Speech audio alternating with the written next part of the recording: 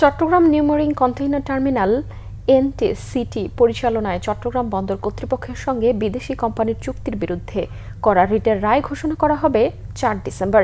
বিচারপতি ফাতেমা নজিবের নেতৃত্বাধীন হাইকোর্টের দ্বৈত বেঞ্চে শুনানি শেষে রায়ের জন্য এই তারিখ ধার্য করা হয়। গত ২০ নভেম্বর শুনানি চলাকালে রাষ্ট্রপক্ষ আদালতকে আশ্বস্ত করেন যে রায় না হওয়া পর্যন্ত সব কার্যক্রম স্থগিত রাখা হবে। এর আগে গত ৩০ জুলাই এনসিটি পরিচালনার বিষয়ে চট্টগ্রাম বন্দর কর্তৃপক্ষ এবং একটি বিদেশি প্রতিষ্ঠানের মধ্যকার চুক্তির বৈধতা চ্যালেঞ্জ করে দায়ের করা রিটের প্রাথমিক শুনানি নিয়ে রুল জারি করেন হাইকোর্ট।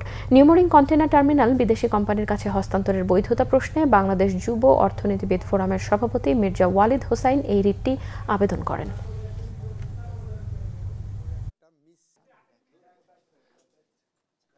সংসদ নির্বাচন পরবর্তীতে যে সরকার গঠিত হবে সেই সরকারের জন্য এই নীতিগত প্রশ্ন এবং নীতিগত বিষয়গুলো রাখার জন্য মহামান্য আদালতের কাছে আমরা উপস্থাপন করেছি। আমরা আশাবাদী ন্যায় বিচার হবে, ন্যায় পাবে, এটা বাংলাদেশের জনগণের ন্যায় বিচার পাবে আমরা মনে করি, যদি রুলটা অ্যাবসলিউট হয়। মৌলিক যে আদেশ ছিল সেটাই চলবে এবং ৪ ডিসেম্বর রায়ের জন্য দিন ধার্য করা আছে। সরকারের জনবিচ্ছিন্ন জনবিরোধী কোনো এজেন্ডা নাই। আরেকটা জিনিস, যারা বলছেন বন্দর গেল, বন্দর দিয়ে দেশে, আমরা আইন দিয়ে দেখাইছি বন্দর এবং বন্দর টার্মিনাল আলাদা জিনিস। আইনের মধ্যেই দুইটা ডেফিনেশন দেওয়া আছে। আমরা দিয়েছি টার্মিনালের অপারেশন দিতে চাচ্ছি, দিইনি এখনো। আর ওনারা বলছেন বন্দর গেল, বন্দর গেল।